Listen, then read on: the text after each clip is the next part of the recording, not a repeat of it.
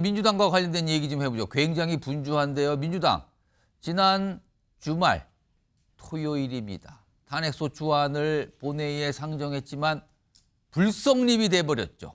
왜냐하면 200명의 의원 참여가 안 됐던 거죠. 자, 오늘 예고를 했습니다. 12일 본회의에 보고를 하고 오는 14일 토요일입니다. 본회의에서 표결을 하겠다라고 예고를 했습니다. 그리고 앞으로 계속 통과가 안 되면 하겠다는 얘기까지 꺼내놨죠. 들어보겠습니다. 오는 12월 14일 우리 민주당은 국민의 이름으로 반드시 윤석열을 탄핵하겠습니다.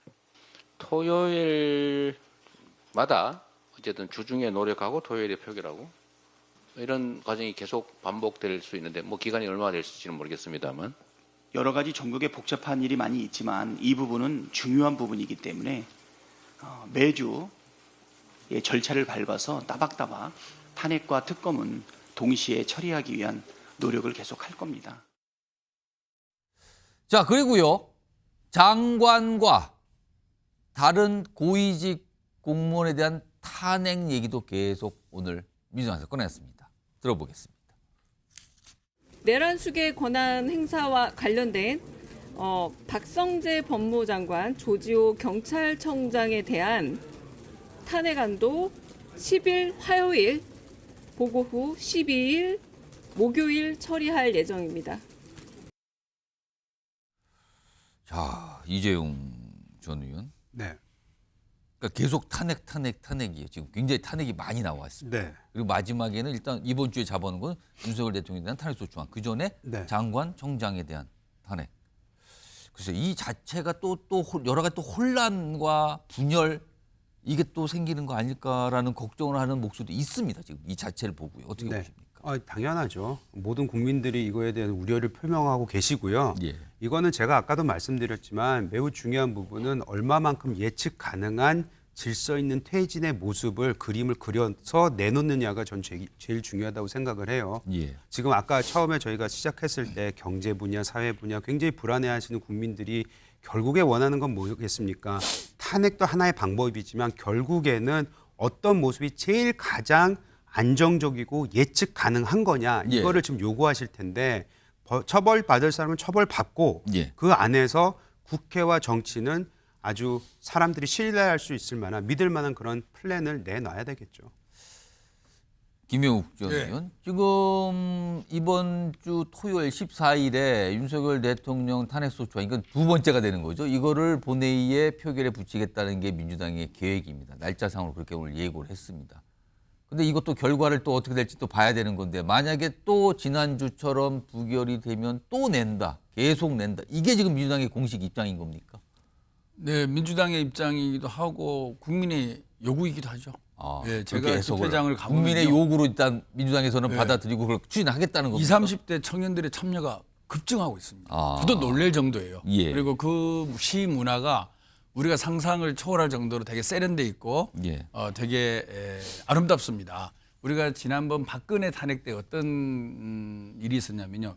정유라 양이 이화여대 특례 입학 사건이 터졌습니다. 예. 그러면서 광화문 광장에 불이 붙었거든요. 예.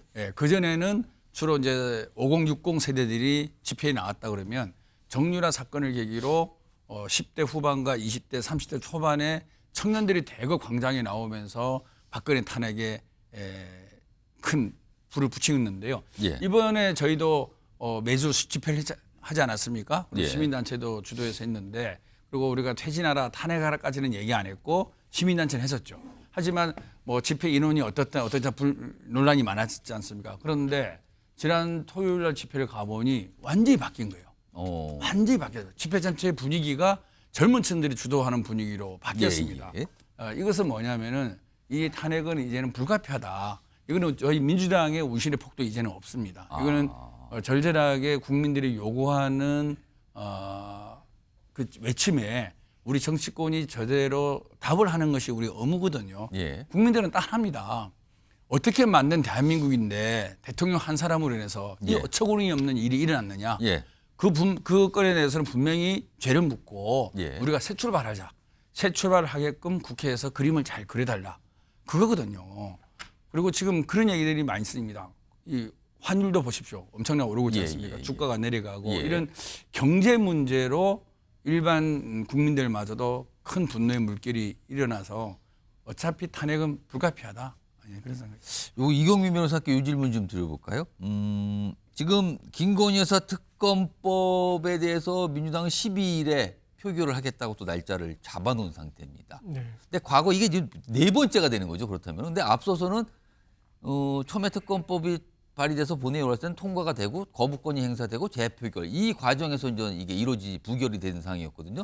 그럼 이번 역시 첫 번째 표결에선 통과가 되고 정부로 가는 거 아닙니까? 그렇다면 그 거부권 행사 주체가 여전히 대통령이 되는 겁니까? 윤석열 대통령?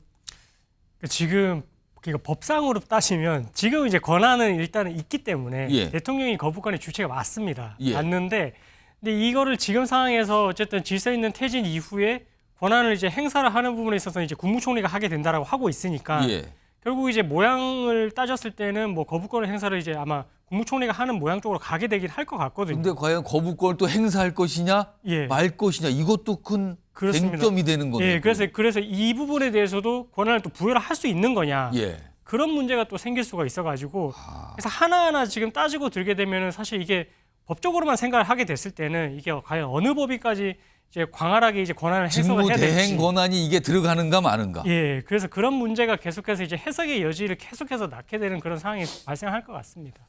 역시 불확실성 속에 있는 것 같습니다.